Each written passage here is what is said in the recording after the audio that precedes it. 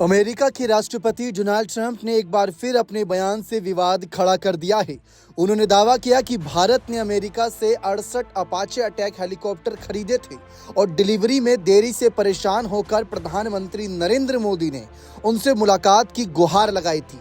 Trump ने यह भी कहा कि पीएम मोदी ने उनसे सर कहकर मिलने का समय मांगा था, लेकिन सरकारी दस्तावेजों, रक्षा सौदों और डिलीवरी रिकॉर्ड की जांच करने पर यह दावा हकीकत से मेल नहीं खाता है।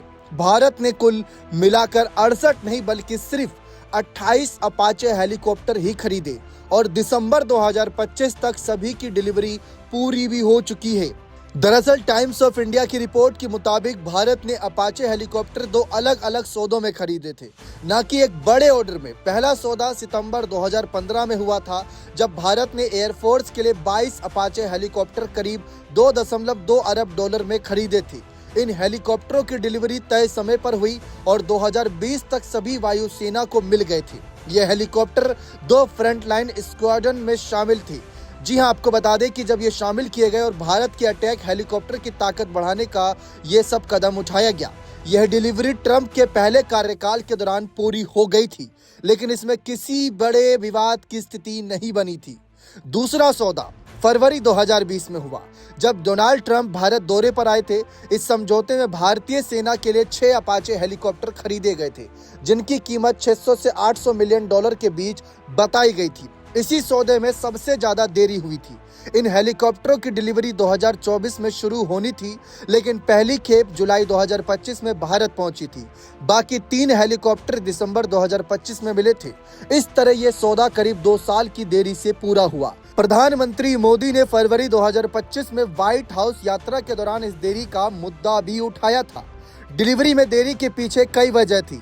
कोरोना के बाद अमेरिका में सप्लाई चेन की दिक्कतें आई, जिसमें इंजन, गियर बॉक्स और इलेक्ट्रॉनिक उपकरणों की कमी हुई थी। इसके अलावा अमेरिका की रक्षा प्राथमिकता सूची में भारत को उस समय ऊंचा स्थान नहीं मिला था, जिससे दूसरे ग्राहकों को पहले सामान मिल गया था। कुछ तकनीकी समस्याओं के कारण बोइंग को अपाचे हेलीकॉप्टरों की डिलीवरी अस्थायी रूप से रोकनी भी पड़ी थी। आखिरी खेप के समय एक और अजीब समस्या आई, जब तुर्की ने हेलीकॉप्टर ले जा रहे विमान को अपने हवाई क्षेत्र से गुजरने की अनुमति नहीं दी, जिससे और देरी हुई थी।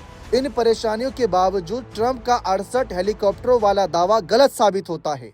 कुछ जानकारों का मानना है कि ट्रंप ने अपाचे और चिनूक हेलीकॉप्टर सौदे को आपस में मिला दिया होगा, क्योंकि भारत ने 15 चिनूक हेलीकॉप्टर भी खरीदे थे, लेकिन दोनों को जोड़ने पर भी संख्या 43 ही बनती है। अब भारत अमेरिकी हथियारों पर निर्भरता कम करने की दिशा में बढ़ रहा है। मेक इन इंडिया नीति के तहत भारत अपने स्वदेशी प्रचंड लाइट कॉम्बैट हेलीकॉप्टर पर ज्यादा भरोसा कर रहा है, जो ऊंचाई वाले इलाकों में अपाचे से बेहतर काम करता है। भारत ने 156 प्रचंड हेलीकॉप्टर शामिल करने की योजना बनाई है।